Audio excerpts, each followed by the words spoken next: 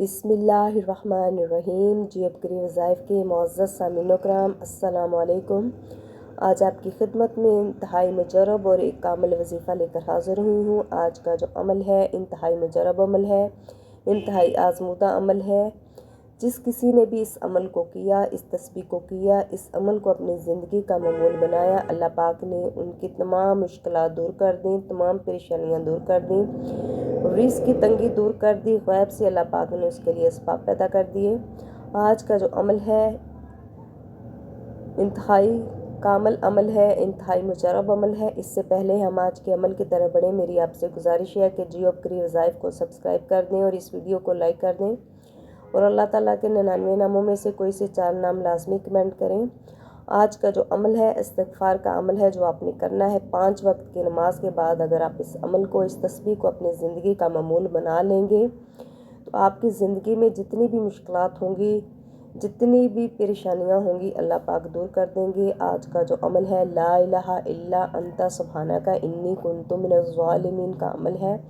ये एक छोटी सी आयत का अमल है। अगर इसको आप अपनी ज़िंदगी का मामूल बना लेंगे, आप 5 वक्त की नमाज के बाद इसकी एक एक तस्बीह करेंगे, आपकी ज़िंदगी में जितनी भी मुश्किलात हैं, जितनी भी परेशानियां हैं, जादू जिन्नात हैं या रिज़्क़ की तंगी है या फिर घर में लड़ाई झगड़े हैं या औलाद नाफरमान है या किसी भी किस्म की परेशानी में आप किसी लाइलाज बीमारी में मुब्तला हैं, तो आपने ये अमल करना है। इंशाअल्लाह ताला अल्लाह पाक ग़ैब से आपके लिए असबाब पैदा कर देंगे, आपके तमाम माली मुश्किलात दूर कर देंगे।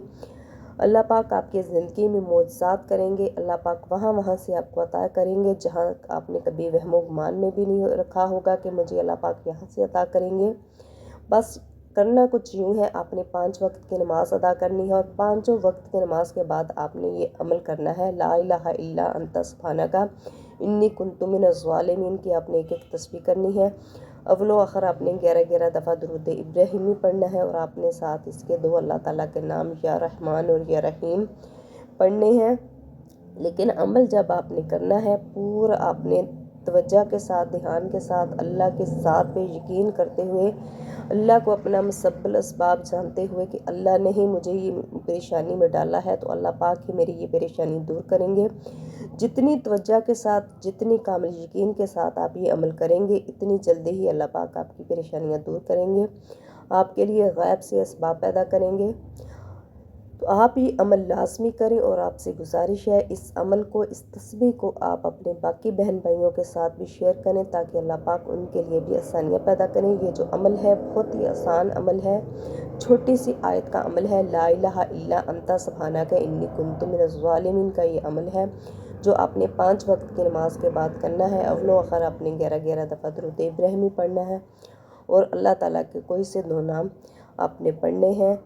तो आपने कोशिश करनी है कि इस अमल को आपने जितना ज़्यादा से ज़्यादा हो अपनी ज़बान पे हर वक्त आपने ये पढ़ना है। नमाज के बाद उठते बैठते चलते फिरते आप ज़्यादा से ज़्यादा इस अमल को, इस तस्बीह को, इस सूरा को आप पढ़ें तो आप देखेंगे कि अगर जैसे ही आप ये अमल शुरू करेंगे, आपकी ज़िंदगी में जितनी भी मुश्किलात होंगी, जितनी भी परेशानियाँ होंगी, अल्लाह पाक दूर कर देंगे।